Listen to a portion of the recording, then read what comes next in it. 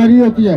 हुकूमत पाकिस्तान चेयरमैन तहरीक-ए-इंसाफ जनाब इमरान खान साहब ने फौरी तौर पर स्टेप लिए और आपने देखा कि हमारे वजीर खारजा फौरी तौर पे तुर्की पहुंचे, क्योंकि आलमी सतह पे बहुत सारे इश्यूज के ऊपर जुल्म जबर के ऊपर पाकिस्तान और तुर्की का मौक़िफ़ एक होता है। और उसके सिलसिले में अभी भी हमारे वजीर खारजा गैर मुल्की सफारती दौरे के ऊपर है।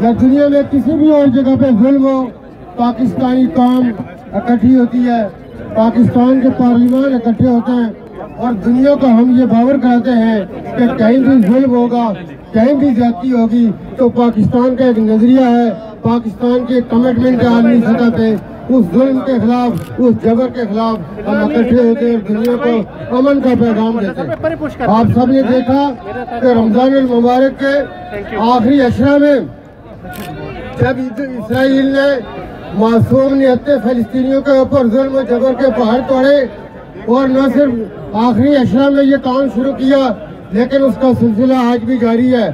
आप ये देख रहे हैं कि उनके तालीमी इदारे महफूज नहीं है, उनके अस्पताल महफूज नहीं है, रेड क्रिसेंट जैसे इदारे महफूज नहीं है। और हम ये समझते हैं कि इसराइल का ये जुल्म और जबर आलमी अक़वाम के ज़मीर के ऊपर एक तमाचा है। अक़वाम आलम को आगे बढ़ना होगा और फलस्तीनियों को जो अमन के साथ रहने का उनका हक है उसे दिलवाना होगा।